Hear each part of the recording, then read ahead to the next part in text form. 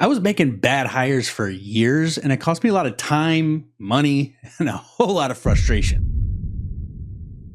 I thought I was making smart hires during the process, but I ended up with the wrong people and wasting months worth of training time that I did, only having to start that process all over again. And then I discovered a hiring system that changed everything. Now I bring on only A+ players from day one, and my business is running smoother than ever. Hiring the right person can transform your business completely, saving you time, money, helping you make more money, and eliminate a ton of frustrations inside of your business. But bringing on the wrong person can set you back months, cost you thousands of dollars, and make you question everything about your own existence and what you're doing here and why the heck you're running a business in the first place.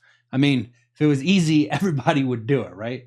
But it's not. It's tough, especially when you keep dealing with things like this over and over. I got to the place where I got so afraid to make a hire because I wasted months and months and months training people only to have them leave, or it got so bad that I had to fire them and start all over again. But after years of trial and error, I built a system that changed everything for me. Now, I only bring on A players that are the right fit from day one. In this video, I'm going to show you the exact hiring system that I use so that you can find and hire the right person the first time. And stick around to the end because I'm going to show you the #1 red flag that I've found. If it pops up, I know it's going to be a complete disaster. So you're going to want to avoid this so that you can make sure you're bringing on a rock star every single time. Now, before we jump into it, I'm going to give you a quick tip.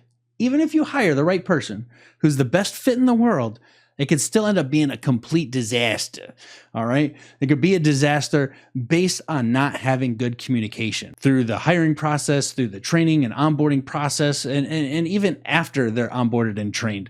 If communication is not like up to snuff, like it can blow up in your face and you end up having to go through this process again. I found so many times that it wasn't always the bad fit. A lot of times it was the way I was communicating that made people want to leave. That was a real kick in the stomach. But based on what I'm going to go over with you today, you can avoid that and avoid the pain and suffering that I had to go through. So because communication is the #1 key, down in the description, there is a link to my ultimate task delegation template.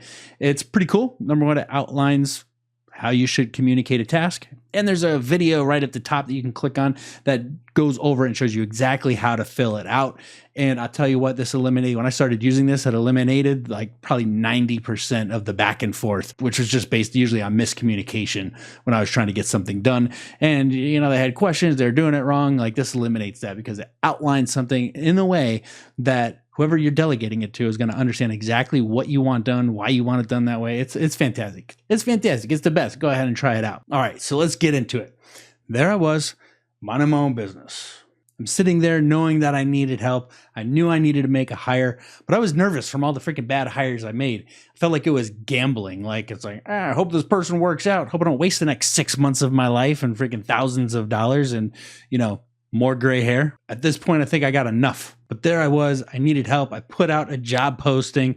I went through a bunch of like resumes and did a bunch of interviews, narrowed it down to about 2 people, hired one of them, and they seemed great at first. I was like, wow, this person's listening. They're paying attention. They're absorbing all the information I'm telling them. I can just let them loose and let them go. And this is going to be amazing. I mean, after all, I'm hiring somebody to take stuff off of my plate and free up my time. But see, what happened was they ended up spending a lot more of my time based on all these crazy questions. Like, just go figure it out. Like, I shouldn't say that. Some questions, you're like, hey, that's understandable.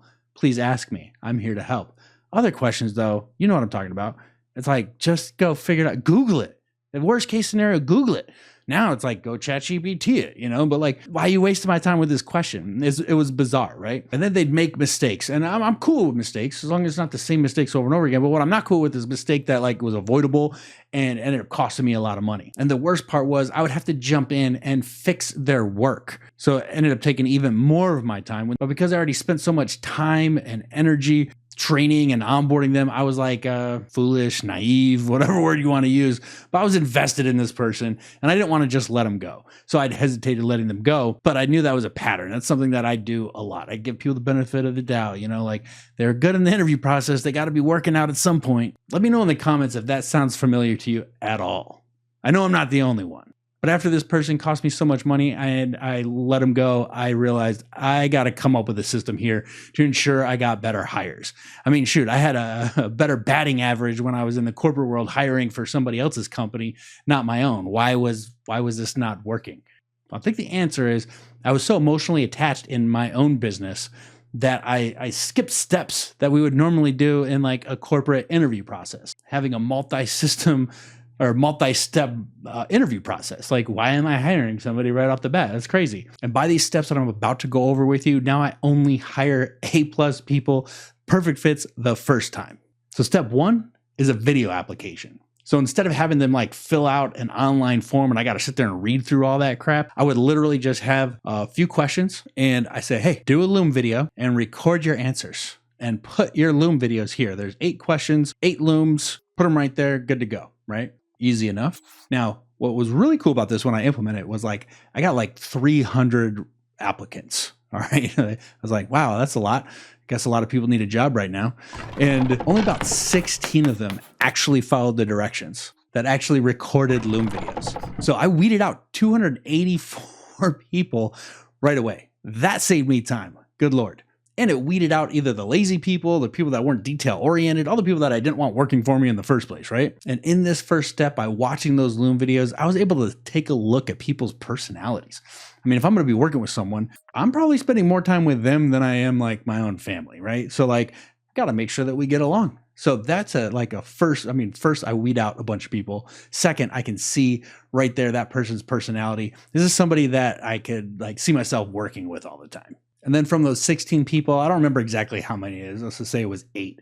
I would send out an email with questions and I'd ask for their written response. And the cool part about that is I was able to see how people were able to communicate. So I saw them talking, right, in the Loom video, but then I got a good chance to see how they communicate because I was asking them questions about, their job experience, about certain like scenarios and things along those lines. So they had to be pretty articulate in what they were writing to me to get me to understand the concepts that they were talking about. So immediately when I got those written answers back, I could see who was really good at written communication and who wasn't. It also showed me who took the time to be detailed in their answers and who is just quick and lazy about it, who really wanted the job and who really didn't care. And some had really great answers that made them stand out from the crowd, and other ones had sloppy ones that just automatically disqualified. Now, the third step was a Zoom interview where I could at least talk to them and interact and have a real conversation. And at this stage, I already seen their verbal communication. I saw their written communication. I got a good idea, but now I'm looking for culture fit. Do I actually enjoy talking with them, or are they draining my energy? And the questions I would ask them would identify if they were problem solvers or not. And I'd throw them curveballs to see how they reacted. And through our interactions, I could see who genuinely was excited about the role and who was just looking for a job or a paycheck. And another thing in this stage, I'm really looking for the intangibles, right? Like I want to see like most of the stuff I can train. I can train someone to do the job, in any role in my business. But I'm looking for, like I said, culture fit. I'm also looking for problem solving skills. And I'm also looking at like trying to see, if this is the type of person that takes the initiative. And in every question, I throw a little curveball, like I said before, just to see how they react. If they get defensive, if they get like flustered, it's a red flag. Like in my business, and I'm sure in your business, like they're going to get a lot of crap thrown at them at some point, right? So like how they react is I had a boss tell me one time, he said, Jeremy, in your lowest point is where I can see your character. So like, you get to know somebody like when they're flustered and not like all hunky dory, right? So you get a little glimpse into that. If there's somebody that freaking wigs out, hey, I don't want to hire that person. That's a red flag. Now, after this round here, I usually get down to about 2 people, and I'll give those 2 people kind of like a test project. I say, hey, here you go do this. And what I'm looking for is who doesn't waste time with stupid questions, who can just go figure it out on their own. So I give them limited instructions, right?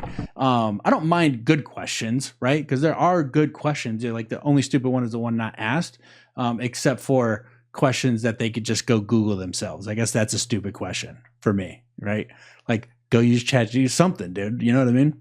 And then I want to see how fast and efficient they were in getting that task done. This one time I was hiring a project manager and I gave 2 people a test, and one of them had a few questions and then the next day it was done. The other person I didn't hear from, and it was like 3 days later, and it was garbage compared to the first person. Like the first person, they were just on point. They could just, boom, boom, boom, they got it done. That showed me exactly what was going on. There are some roles. So if I'm hiring, like, say, like a developer or a graphic designer, usually I'm giving them like a project of like something that we're actually working on for clients, right? So it's like, hey, go do this.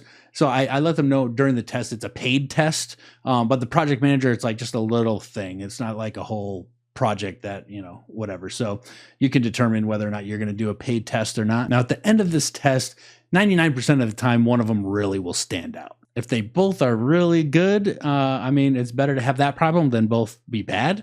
One thing that you could do is you could hire both of them on as a test, and just let them know what's going on and let them work it out, and you're able to figure out which one is the best, because again, in the interview process, it's still kind of a little bit of a gamble, even though you're using this process to weed out a lot of people.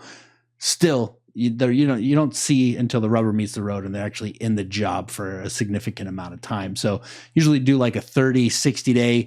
And I like to think of it as not like, a recurring expense. I like to think of it as an investment that, hey, for 1 or 2 months, I'm just paying this extra amount. I'm investing in finding out who the best person is. So that trial period is step number 5. And here's the bonus tip. The bonus tip is looking for a red flag. If I'm giving them a test or they are in like a trial period, what I'm looking for is if a mistake is made, do they take ownership of it, or are they making excuses or blaming something or someone else? That victim mentality is not something I need in my business. It's not something I want to work with. It's not something I'm trying to coach out of somebody. Have I done it? Am I willing to do it for the right person? Absolutely.